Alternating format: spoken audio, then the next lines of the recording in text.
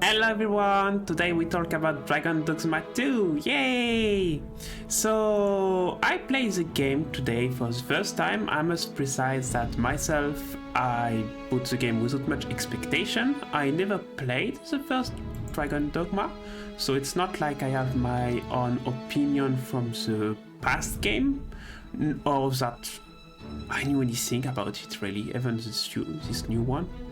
And I saw a lot of people making commentaries about the state of the game, and I wanted to myself give my own review, so here we go, I guess. I played for 6 hours today. It was my first time playing, from character creation to getting to the city and doing a bit of stuff around. I'm not going to make you wait for the result. I had a lot of fun. I actually very much enjoy the game. I'm going to make a bit of a turn against, not against, around all the parts and all they are for me. So let's first talk about what is obvious, the graphics. They are not that good, let's be honest, but they're not that bad. They feel old, if anything. I feel like a Dark Souls 3 game, or maybe a bit less good than a Monster Hunter World, stuff like this. It feels dated, and it's not the most beautiful, but it's not too ugly neither. You just make it in between. It's a Capcom game. I was expecting as much from them. They never go very full for the graphic from what I can remember, except on very specific games, so yeah, not big surprise for myself. The voice acting in Japanese is pretty much decent, in English is very bad, the lip sync is very bad. There is a few moments that are not that bad, but overall it's very viable towards the bad. There is also the fact that it's a day one release. There is a big need for optimization, especially in the area with a lot of NPCs like the cities. You can go down to maybe 30 FPS. If you have a computer that is not very powerful, that can go even lower. However, I didn't see anyone crash, and I didn't crash myself. I did have bugs that made my game crash twice. That were basically when I pressed button too quickly in the model creation, character creation. But other than that, I didn't have any game-breaking problem or bugs or anything like that. Regarding the gameplay in itself, I had a lot of fun. The fact that you can jump, grab the people, throw them, you can have your small eye, more like light and the heavy attack, and then you press the heavy to basically stab the person on the ground, and then once you progress a bit in the game, you have access to a wide range of basically skills that allow you to do saltos to strike the enemies the sky, or shield bash to send enemy flying, and everything for each class is different. It was really fun, it's really dynamic, I love it. You climb on the big monster to basically slash them. I killed the Cyclops by slashing its eye until it exploded in a shower of gore. I had a lot of fun on all that, and I love it, and I find it so funny. I have a lot of moments where I just basically laugh because a PNG that was an NPC that was basically bothering me, I just grab them and throw them apart, or I just break a boulder on their head. I spent like maybe 3 hours of my stream talking to a body of the guys that I killed at the start of the game, and I just traveled around with. It was lots of fun. It feels really good to play with. The animation are very correct, very nice. The way your character moves too, I'm enjoying that. Regarding the music, I have no problem neither. The ambience is good, the music is good, there is no problem during the cinematics. The cinematics are the big graphic point of the game, where it's getting prettier when they are not in-game made. In-game made, they are correct most of the time. So that's overall my mind about the game itself. Regarding what's surrounds the game, I saw that there was a lot of complaint about mostly basically what you can call microtransaction inside the game. It works around a premium money called the fail with something point, or I don't know what. It's the point you use to get your companion in the game, depending on their level and their gears. companions that others have created. It's also the point you win if people use your companions, or point you win when you do a quest, when you kill monster, or even when you just explore runes. Exploring is one of the ways to get most of them, from what I saw. It's really easier in the end to get a lot of them, and I didn't miss them at all. In fact, I even went to look afterward at the list of the items that are necessary to basically be put via DLC. I didn't find none that you can't put inside the game via this point that you get inside the game. So basically there was no only pay options. It still feels a bit weird that your character is linked to the fact of needing to pay 500 of those to change the appearances. At least to change some part of the appearances, because the hairdresser is still available for like the hair or the makeup and stuff like this. Myself, I know that I don't change my character this much, that it doesn't bother me, but I guess that if someone wants to do some cosmetic, they kinda can be worried that they need to farm for that. Oh, but it's not as much as a problem for me that most people made it sound. It's just like, you know, when Capcom release like Monster Hunter, or when they release like Resident Evil, they did that too, where they do a bunch of DLC you don't really know why, because they are not that useful. So I don't know why people are suddenly jumping about it. It's definitely not something that you need to do. It's totally optional. It's a bit in a weird place at some point, but it's not that much of a problem myself. At least that's how I see it. I don't have much to say about it. I don't even understand why people are making so much noise about it when there is bigger problem.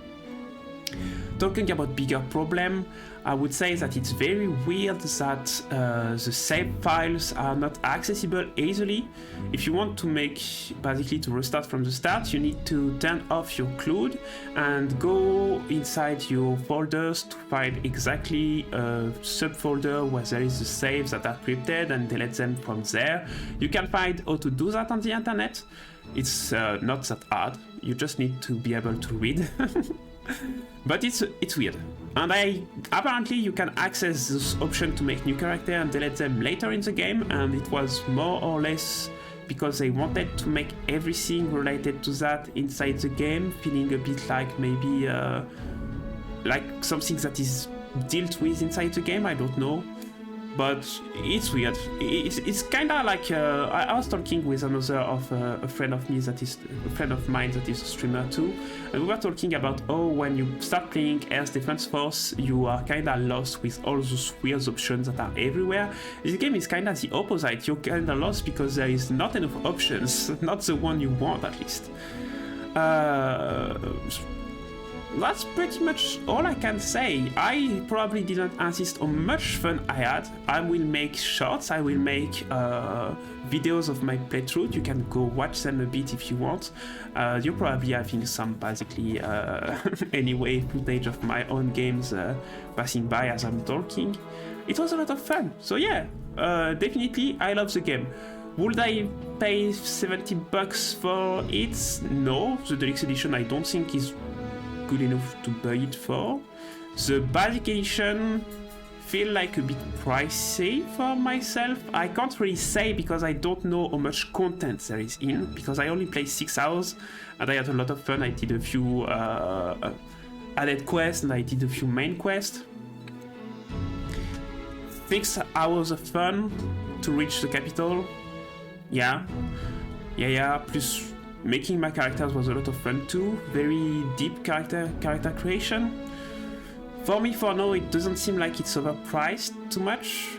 Maybe more 50 or $40 if there is not much content. But if there is a lot of content, and it seems like they plan for some, I'm not sure, but it seems like they plan for like kinda hunting monster and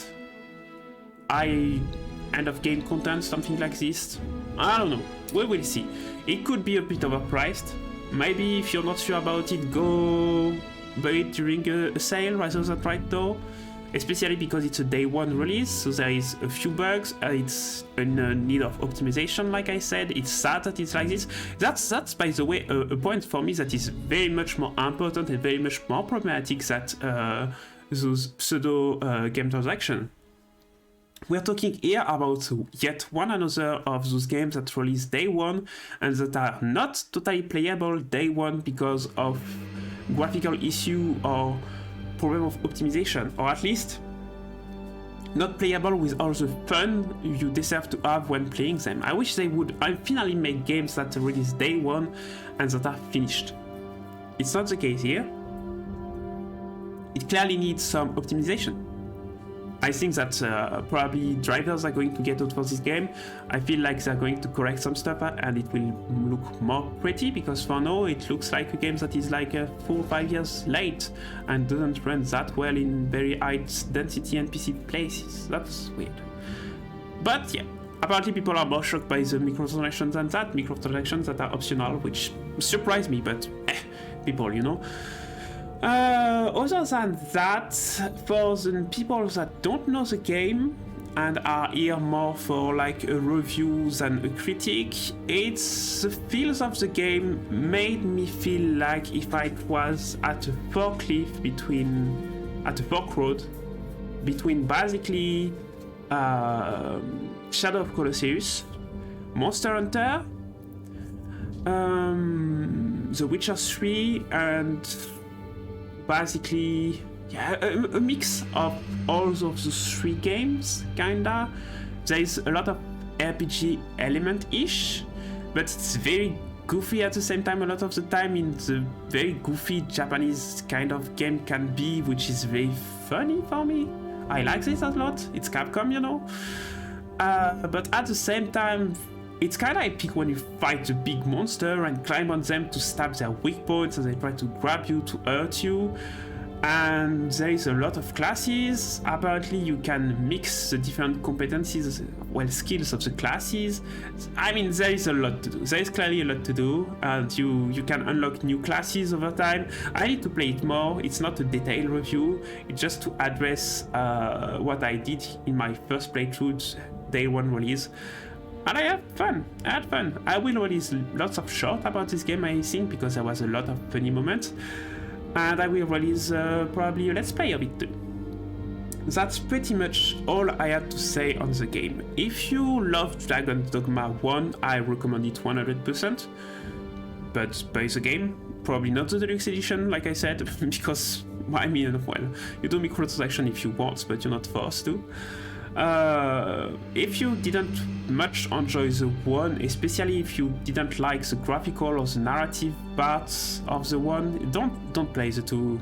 It's a remake of the 1, the narration didn't change this much and the quality of that is not over the top neither, so yeah, don't go for it. But overall, a lot of fun. I recommend it myself. I put it like 5 dwarf throw over 10, maybe even 7 or 8. I had a lot of fun. I'm definitely going back to play it right now. It's goofy, it's fun, it's dynamic, I like it. Oh, there is also a creation system, a crafting system that I love a lot. And yeah, I wasn't expecting much more than that. That's kind of the game of that Capcom do, and yeah, I'm not disappointed. But I feel like maybe people that had more expectation are feeling more disappointed. I don't know. In the commentary, if you want to talk about why for you the microtransactions that are not obligatory still feel bad, or if you want to express what you like or dislike about the game, feel free. I'm pretty much done about what I wanted to say about the game. It's my review of it, and I will see you later, I guess, on another video. Take care, everyone. A lot of love, and see you next time. Bye bye. Bye bye bye bye bye.